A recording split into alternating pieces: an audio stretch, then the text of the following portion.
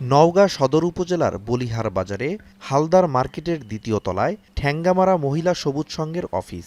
এই অফিসে কর্মকর্তা কর্মচারী সহ ১০ জন জনবল আছে।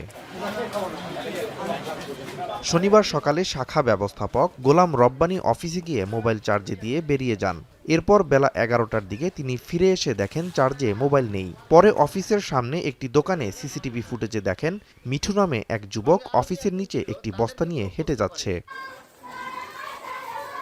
পরে সন্দেহ হলে তাকে পাশের সরস্বতীপুর বাজার থেকে শাখা ব্যবস্থাপক গোলাম রব্বানী সহ অফিসের কয়েকজন মারধর করে। এরপর বলিহার বাজারেও তাকে লাঠি দিয়ে দফায় দফায় মারধর করা হয়। এ সময় তাকে পুলিশে সোপর্দ করা হয়। পুলিশ ভুক্তভোগীকে প্রাথমিক চিকিৎসা দিয়ে রোববার আদালতে পাঠায়। এলাকাবাসীরা তাকে জামিনে বের করে নওগাঁ ২৫০ শয্যা জেনারেল হাসপাতালে ভর্তি করে। স্থানীয়রা জানান মিঠু টোকাই হিসেবে পরিচিত। ঠ্যাঙ্গামারা শাখা ব্যবস্থাপকের মোবাইল হারানোকে কেন্দ্র করে মারধরের ঘটনার সুষ্ঠু বিচার দাবি করেন তারা। ঘটনার পর থেকে ভুক্তভোগী মিঠু হাঁটাহাঁটি করতে পারছেন না এবং তীব্র যন্ত্রণায় প্রতিবেশীদের বাড়িতে শয্যাশায়ী।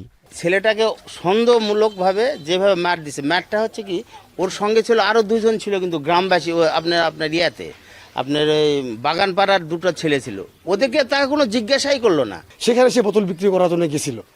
এরা ঠ্যাঙ্গামারা ৪-৫ জন লোক সেখানে ধরে বেধড়ক মারপিট করে। আমরা নিয়ে যাই মেডিকেলে ভর্তি করে দিলাম। মেডিকেলে ভর্তি করে দিয়ে চিকিৎসা হলো।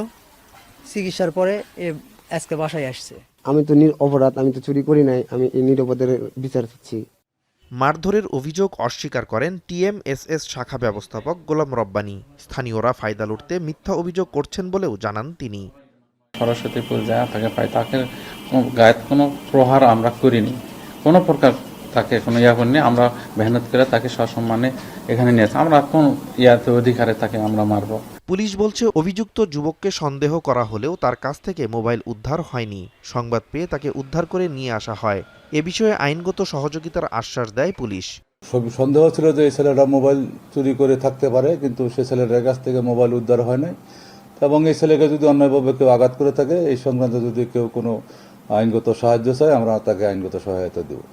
আইন নিজের হাতে তুলে নেওয়ার এই সংস্কৃতি নিয়ে উদ্বিগ্ন জনসাধারণ। এ সংস্কৃতি থেকে বেরিয়ে আসতে হলে প্রয়োজন সচেতনতা। এখন নওগাঁ।